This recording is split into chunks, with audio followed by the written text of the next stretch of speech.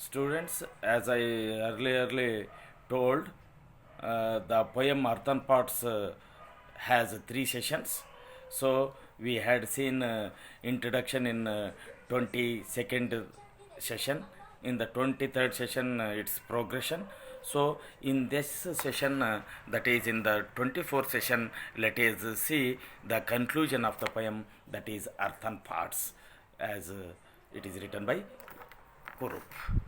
So, this important learning objectives are to enable the students to comprehend the whole summary of the poem in a critical way. It is important to encourage the students for the discussion on the poem. uh, it is to get the opinions of the students on the poem, fate, life, and other positions of life of the people. So here are some of the session outcomes. At the end of the session, they will be able to know on the importance of earthen pots and the countryside, the handmade works.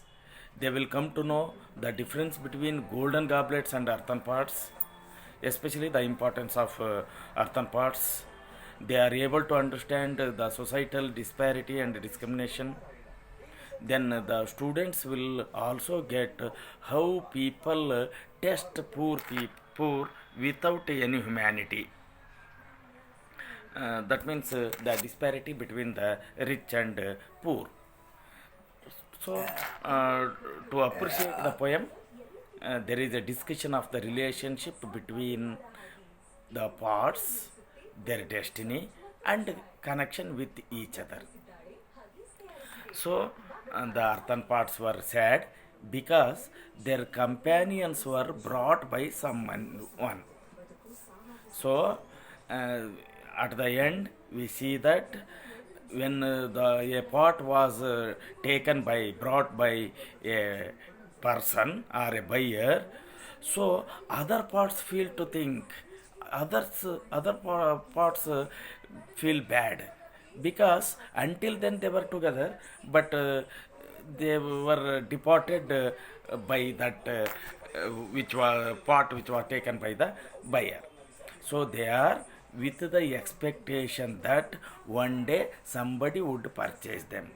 What the pot has today, which is bought by other person, so such a opportunity would come. That was their expectation. So the writer looks at the life of humans eagerly, writing alongside the life of earthen parts.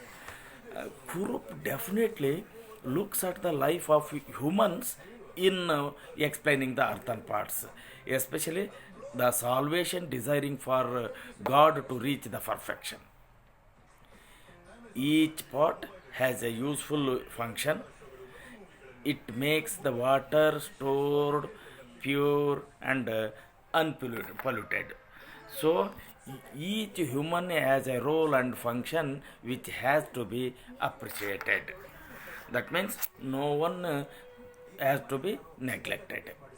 The choice of the words like empty, not quite sure, inexhaustible, dismisses, simply, cheap, hundreds likers, woo, loss, deport, these are all used in the poem to speak the theme of lack of identity or a search for identity and knowledge.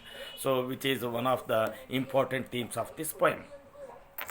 The part story, as told within the lines of the poem, explain the fears, apprehensions, and self doubt. The parts feel as the as they wait to be chosen to be used, not feeling any different from another. The parts seem to understand what it is like to fail, to have an identity over having one.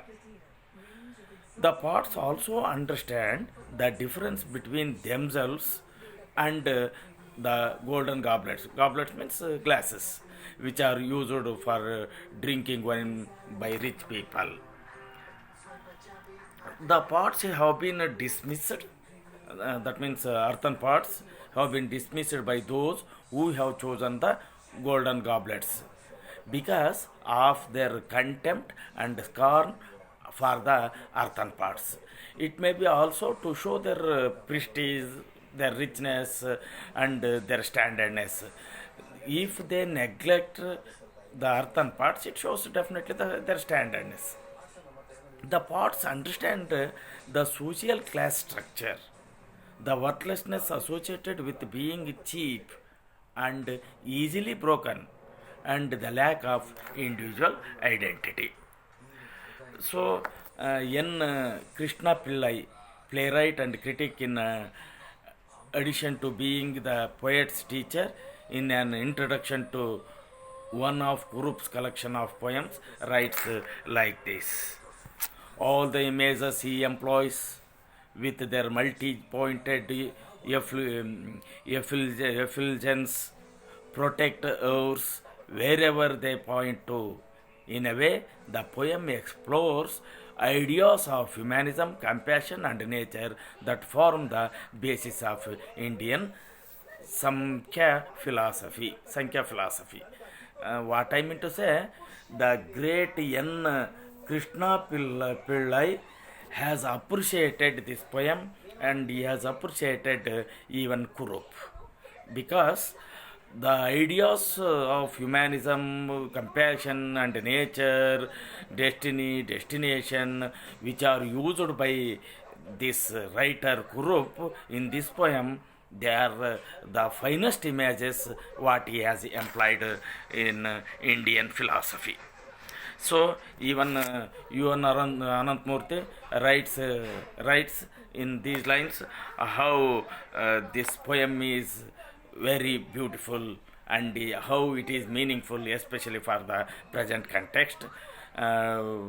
He says that concern for the human elements, a frontal approach to the dilemmas humanity faces, and coming to philosophical conclusion.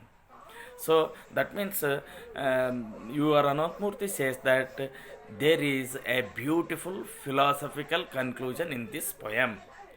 So this statement, the earthen pots become metaphors of human beings. Earthen pots are definitely may be used for metaphors for human beings. The faceless masses who live their insignificant everyday lives amid anxiety and distress.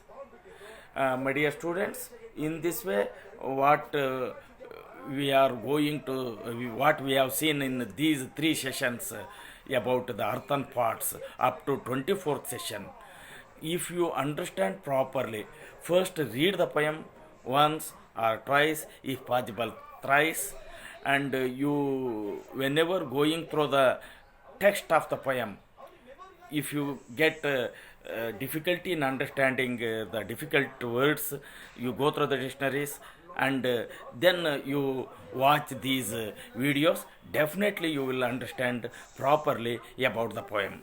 So even some study materials are also uploaded on this poem also, and along with other poems. So if you go through all these things, I hope you will understand properly about all these things. Okay, thank you.